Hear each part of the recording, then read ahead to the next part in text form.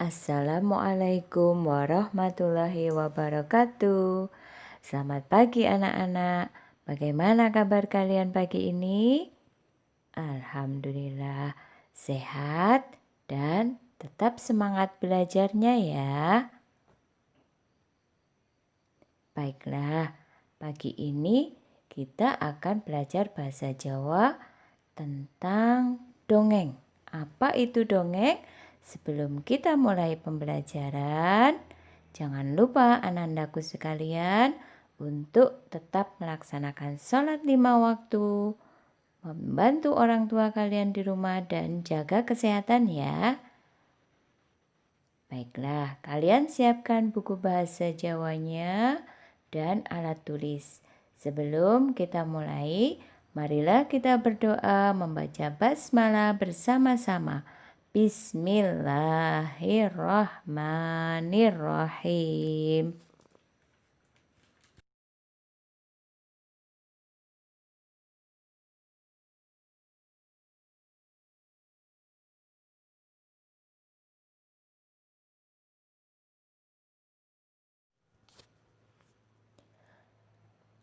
Nah, sakniki Bu Tati ajeng tanglet karo bocah-bocah.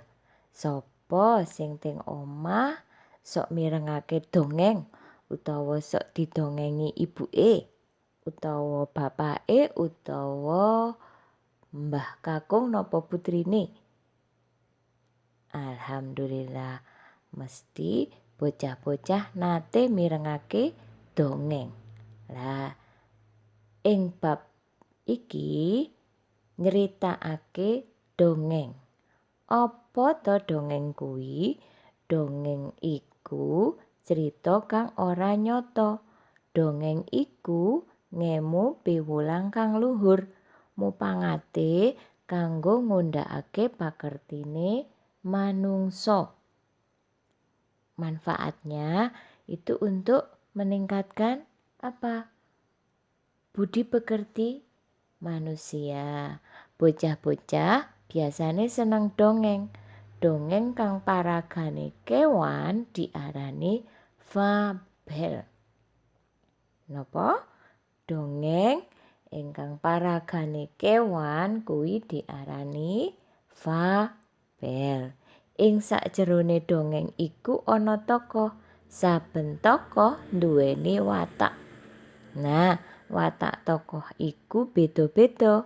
Ana watak kang apik, ana uga watak kang ala.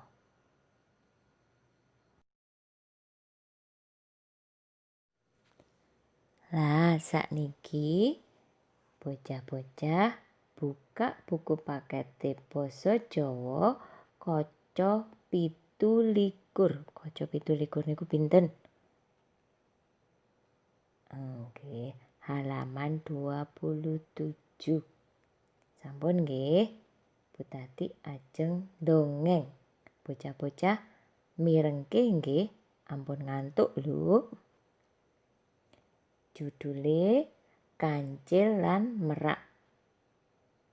Merak iku seneng macak. Wulune endah nalika megar. Kewan tanggane akeh sing kepingin. Kalebu kancil uga kepingin. Kancil nembung njaluk wulune merak. Merak ngelingake, "Kancil aja meri." Kancil nekat. Merak nuruti karepe kancil. Awake kancil diolesi tlutuh. Bodholane wulu merak ditempelake. Kancil banjur pamer. Kewan liyane padha geguyu. Bareng tlutuh garing awake kaku. Kancil bengok-bengok, "Tulung, tulung." Merak nulungi kancil. Wulune dicopoti nganti kulite lecet. Kancil rumangsa salah. Kancil sadar kudu nrimo lan syukur. Saiki kancil lan merak urip rukun.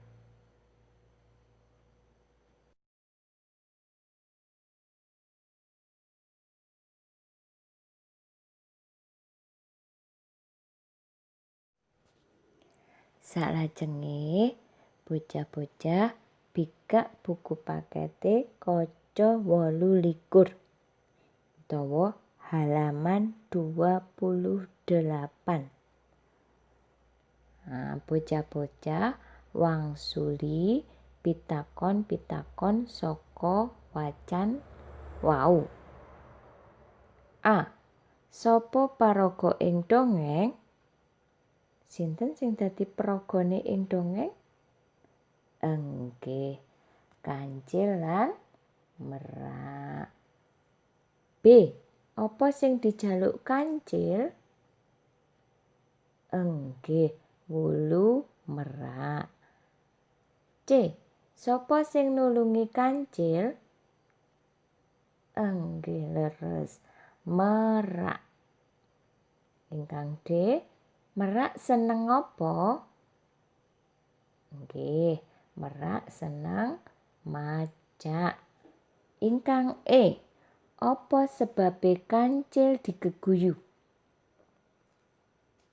Nggih, amargi awake Kancil diolesi tlutuh.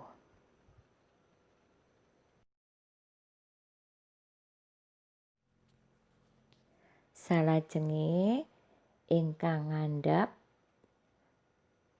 tugas rampungna crita Kancil lan Merak ing ngisor iki. A. Merak urip bareng karo Kancil. Nah niku ditarik garis. Lajeng B. Wulune Merak iku endah. Lajeng tarik garis malih. Ingkang C. Awake Kancil ditempeli nggih wulu merak. Ingkang D. Kancil karo Merak urip rukun. Ingkang E. Kancil bengok tulung-tulung. Saged nggih? Monggo ditarik garis.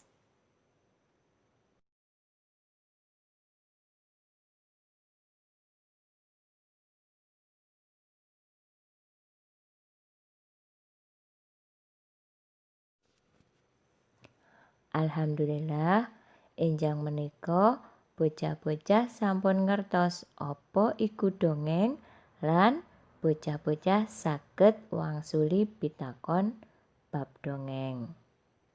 Ampun kesupen bibar rampung pelajaran, peralatanipun sinau kala wau diberesi malih nggih. Kita tutup sareng-sareng kanthi waosan hamdalah. Alhamdulillahirabbil alamin. Wassalamualaikum warahmatullahi wabarakatuh.